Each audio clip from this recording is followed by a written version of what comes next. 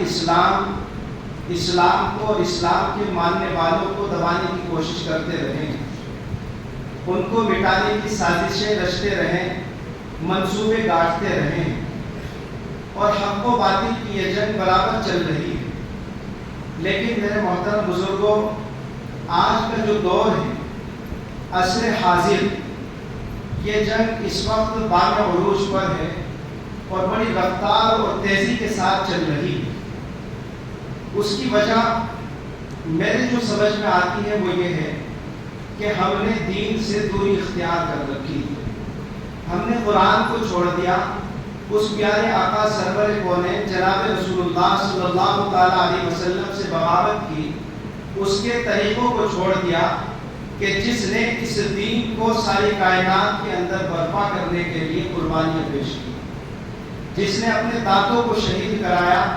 کہ جس نے طائف کے اندر پتھر کھائے، جس کے بدن سے لہو ٹپکا، جس کے قدموں کے اندر لہو اتنی مقدار میں جمع ہو گیا کہ چپل چپک گئی، زبردستی وہ اتاری گئی، اس نے غرضے کے ہر طرح کی قربانی برداشت کی۔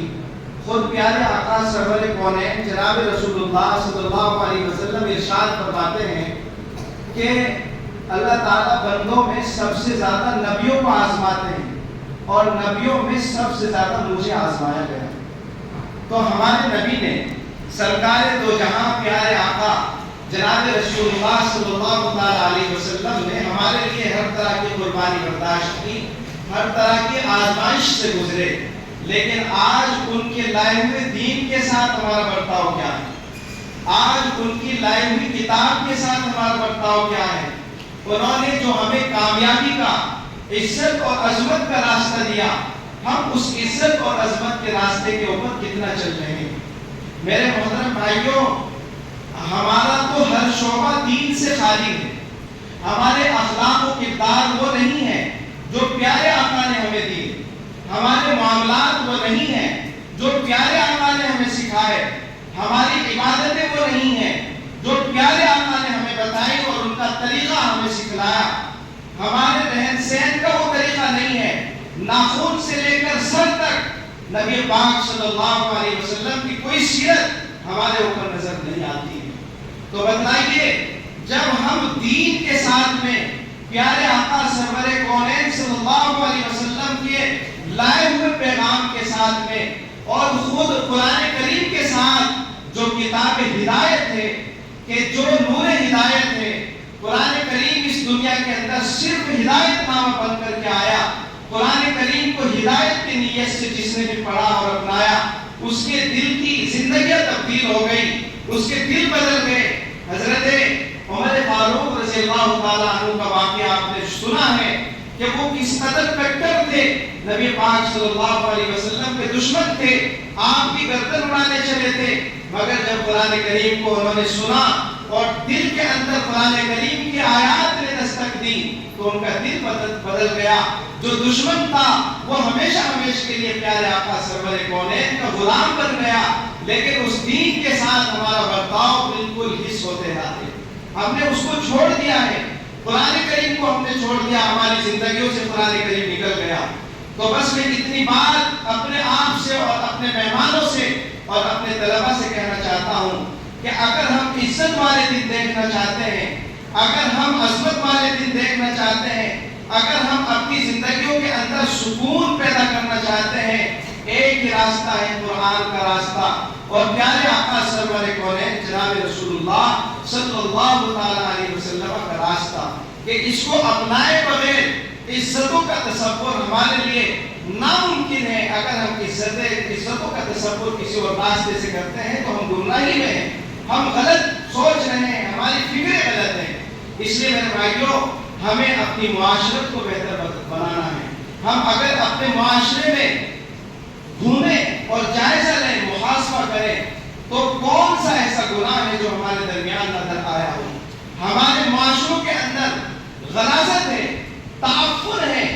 ہر طرح کا گناہ، چاہے وہ زنا ہو، چاہے وہ سود خوری ہو، اور چاہے وہ ایمان بازی ہو، اور چاہے وہ نشہ ہو، چاہے کوئی اور برائی ہو، وہ ہمارے معاشروں کے اندر اس اس طرح سے جمی ہوئی ہے کہ وہاں سے ہم اپنے آپ کو اگر نکالیں اور نکلنے کا خیال بھی کریں تو بڑا مشکل ہے. لیکن یاد رکھیے گا کہ جب تک ہم اپنے معاشروں کو بہتر نہ بنائیں گے، اپنے معاشروں کے اندر سے ان برائیوں کو جڑ سے نہیں اکھاڑ پھینکیں گے، تو یاد رکھیے گا ہمیں عزتیں نہیں ملنے والی. ہمارا جب تک اللہ کی ذات سے رشتہ قائم نہیں ہوگا ہمیں عزتیں نہیں ملنے کی. خود اللہ تعالیٰ فرماتے ہیں یا ایھا الذین آمنوا اتقوا اللہ، اے ایمان والو اللہ سے ڈرو، وَلْتَنْظُرْ نَفْسٌ مَا قَدَّمَتْ لِغَدٍ، اور آنے والے کل کے لیے تم کیا بیچ رہے ہو، کیا جمع کر رہے ہو، اس کے اوپر غور کرو، اس کو سوچو. اس لیے کہ جس دنیا میں ہم جی رہے ہیں یہ تو دنیا فانی ہے، یہ تو ختم ہونے والی ہے. یہاں کے سارے انتظامات ختم ہونے والے ہیں، یہاں کی ساری ترقیات ختم ہونے والی ہے. ہم نے دیکھا ہے بڑے بڑے بادشاہ آئے کہ جن کو اپنی حکومتوں کے اوپر ناز تھا، جو یہ کہہ دیا کرتے تھے کہ ہماری حکومتوں کا تو سورج کبھی غروب نہیں ہوگا، لیکن وہ بھی فنا ہو گئے، وہ بھی زیر زمین چلے گئے، وہ بھی غرق ہو گئے، وہ بھی تباہ و برباد ہو گئے. دنیا کی کوئی چیز ایسی نہیں ہے کہ جس کو اللہ نے پیدا کیا ہو اور وہ فنا نہ ہو. ہر چیز فانی ہے، فنا ہونے والی ہے. صرف اگر باقی رہنے والی ہے تو وہ اللہ کی ذات باقی رہنے والی ہے. وَيَبْقَى وَجْهُ رَبِّكَ ذُو الْجَلَالِ وَالْإِكْرَامِ، تیرے رب کی ذات ہی صرف باقی رہنے والی ہے، ہر چیز فنا ہونے والی ہے. اس لیے ہم ہمیشہ رہنے والے رب سے اپنا تعلق جوڑیں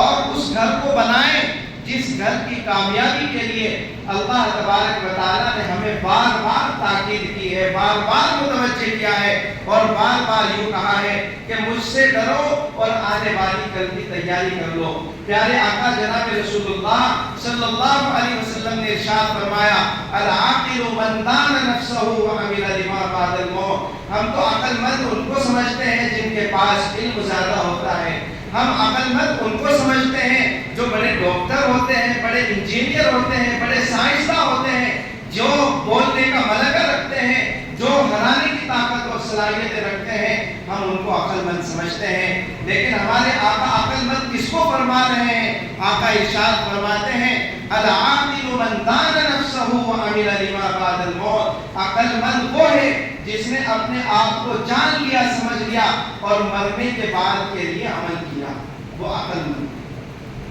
اس لیے کہ دنیا سے تو جانا ہے،